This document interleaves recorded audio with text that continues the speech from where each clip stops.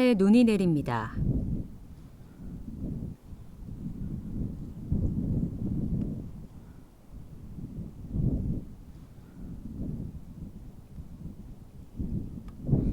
눈 덮인 산에서 다시 만난 북나무. 잎은 사라지고 열매는 바짝 말랐습니다. 하지만 이 북나무 열매를 1년 동안 기다린 사람들이 있습니다.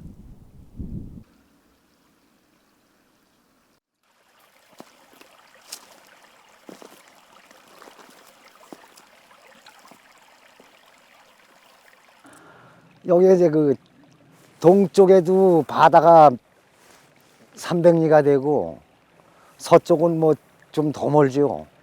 그래서 뭐 그 소금 장수들이 여기까지 그 등짐을 지고 와서 팔지를 못하니까 아주 귀했던 그런 아주 금처럼 귀했던 마을이었었어요.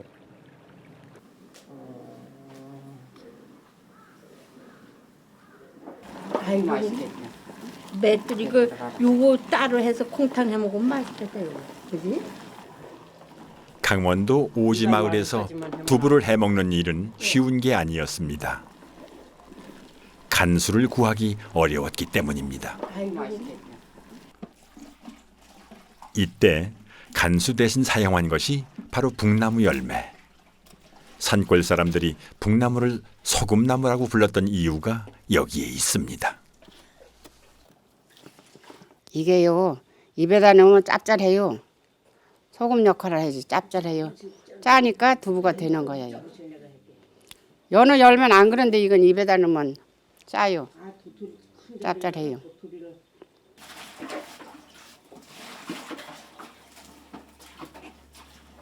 산골 사람들에게 두부는 겨울을 나기 위한 중요한 단백질 보충원이었습니다.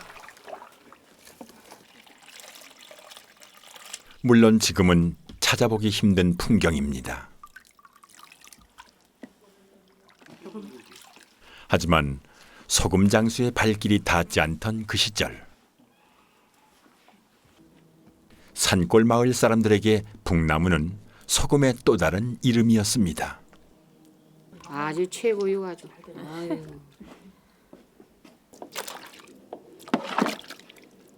특별히 맛이 좋아서였겠습니까?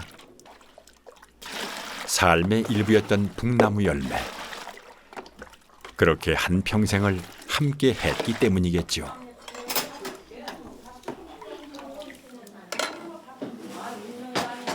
어른들이 그 소금이 없던 시절에 귀한 시절에는 해가지고 잡수는 거를 보고 저희들도 얻어먹고 이제 그렇게 했는데 약간 이 그 떫은 맛이 약간 나서 어릴 때는 그게 맛이 없다고 생각을 했었죠. 지금은 뭐 이제 나이가 들어가지고 요새 해 먹고 싶어도 이제 그 없어서 이제 못 해 먹는 이런 이제 실정입니다. 대전의 한 사찰입니다.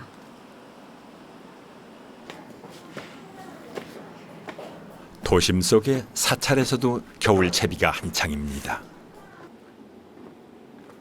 월동 준비에 앞서 법정 스님이 가장 먼저 살피는 것이 있습니다.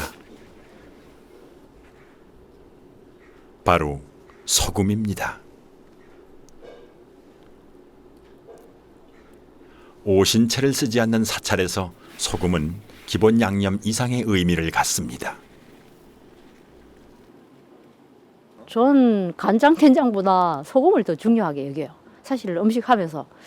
왜냐하면 간장, 된장은 이제 다 한 번 더 과정이 있지만 소금이 있기 때문에 그걸 만들 수가 있거든요. 그래서 저는 소금을 사러 갈 때도 직접 사러 가고 가져와서 간수 빼는 것도 이렇게 직접 해요. 그 상태를 보고 이렇게 음식에 쓰기도 하고. 소금이 제일 중요하죠. 겨울철 사찰의 가장 큰 행사는 김장.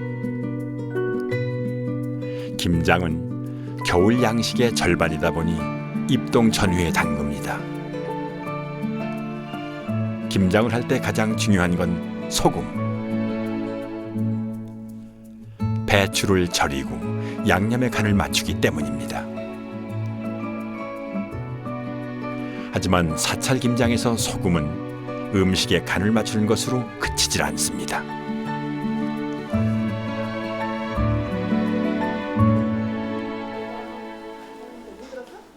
사찰에 눈이 내립니다.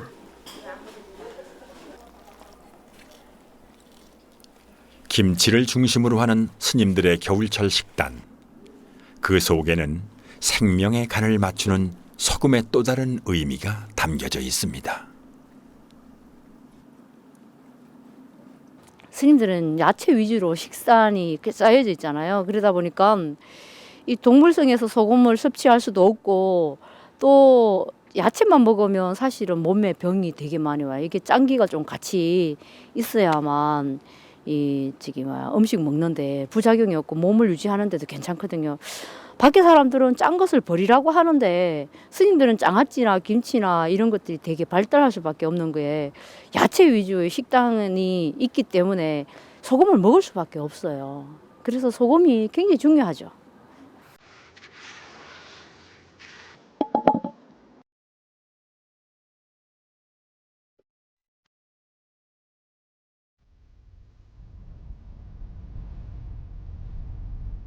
염전에 눈이 내립니다.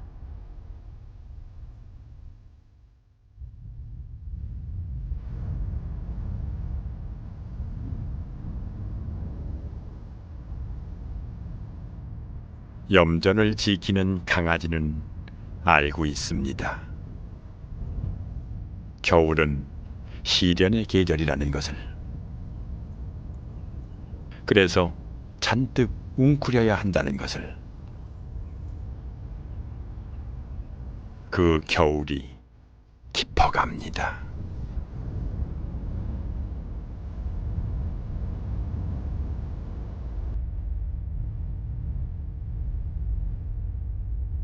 산에 눈이 세차게 내립니다.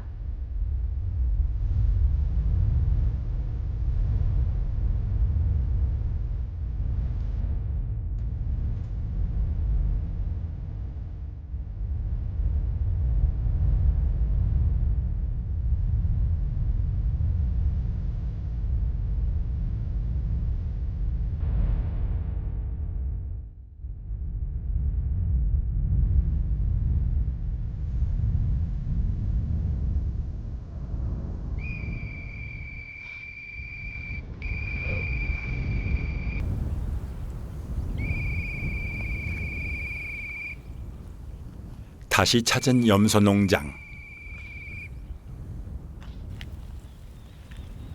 겨울에는 이것저것 가릴 형편이 아닙니다. 거친 나무줄기도 거침없이 씹고 삼켜야 합니다.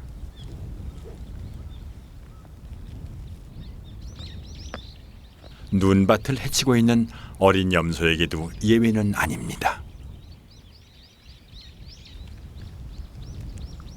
그것이 바로 겨울 산에서 펼쳐지는 생존의 법칙입니다.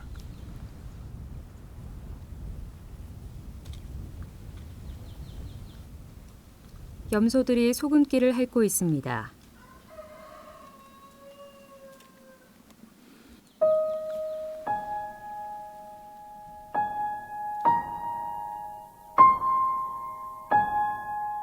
소금기를 핥고 있는 염소들.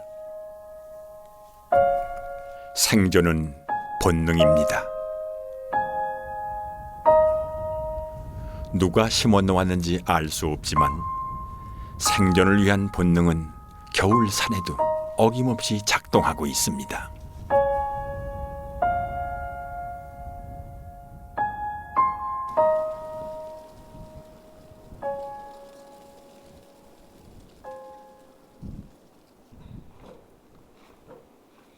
성탄 전야 12월 24일은 연부 강경환에게 특별한 날입니다.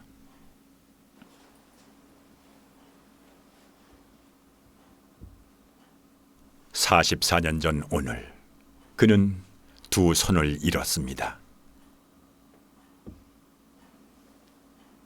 몽둥이 손으로는 아무것도 할 수 없던 그가 소금을 만나고 인생이 바뀌었습니다. 그에게 소금은 어떤 의미일까요?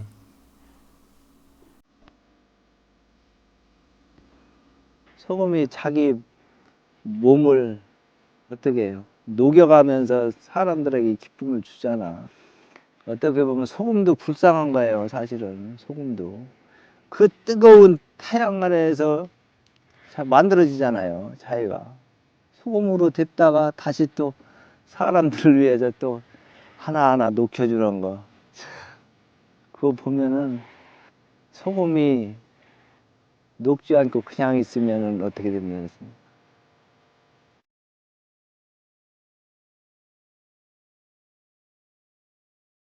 예배당의 모습입니다.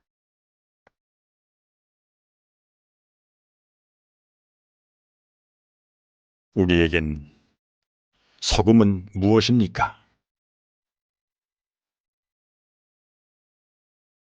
밤하늘의 모습입니다.